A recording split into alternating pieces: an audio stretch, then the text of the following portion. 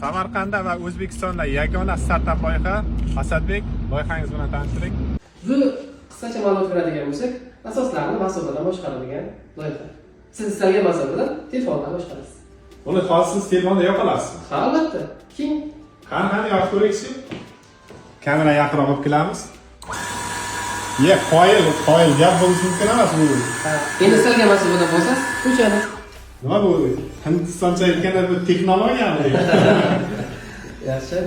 Qoyil bu hozir qarang, hamma ishni mana bu miya qilyapti meni shunday deb. Ha. Albatta shu buni miyaga o'zini algoritm avtomatik boshqarib beradi. Bu ayniqsa suv ta'minoti fermer xo'jaliklari uchun juda texnologiya.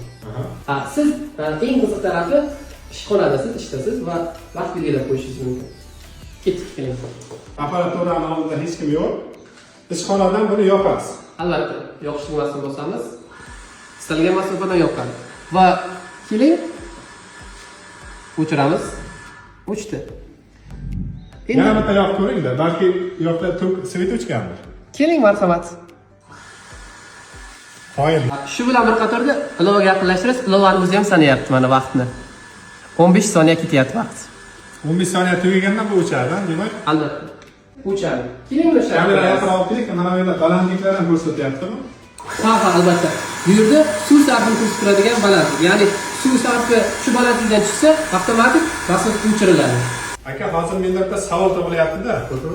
Agar mana shu daryo deb oladigan bo'lsak, suv sarfini tashlab yubordi. Suv sarfini tashlab yuborgandan keyin bu tokka qo'shib ishlayapti.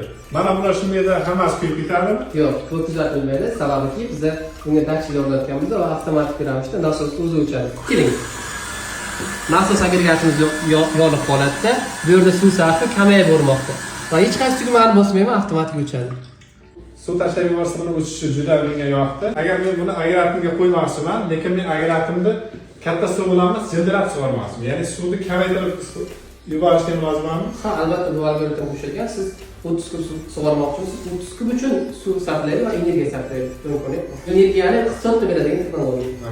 Mana buni o'zi katta tok tortmaydimi? Yo'q, bu 12 voltga ishlaydigan. 12 volt? 12 volt. Qo'ying. Shunaqa fermerlar bilan Jizzaxda, o'zimizning Samarqandda ham Seliskiy tomonlarda katta fermerlarimiz bog'dorchilik bilan shug'ullanayotganlar. Suv muammosi ularga nihoyatda muhim bo'ladi. Keyin suv o'zidan o'zi bo'yadi tashlab ketgandan keyin mana bu motorlar ham kuyish jarayonlari juda ko'p bo'ladi. Ayni o'sha fermerlar siz bilan bog'lansa juda ham zo'r ish bo'lar ekan. Kuzatib turganlar ham mana shu ukamiz loyihasiga qo'llab-quvvatlangizlar, podpishka qilingizlar, layklar bosingizlar. Mana shu ish bilan shug'ullanayotganlarga videoni yuborib qo'yingizlar.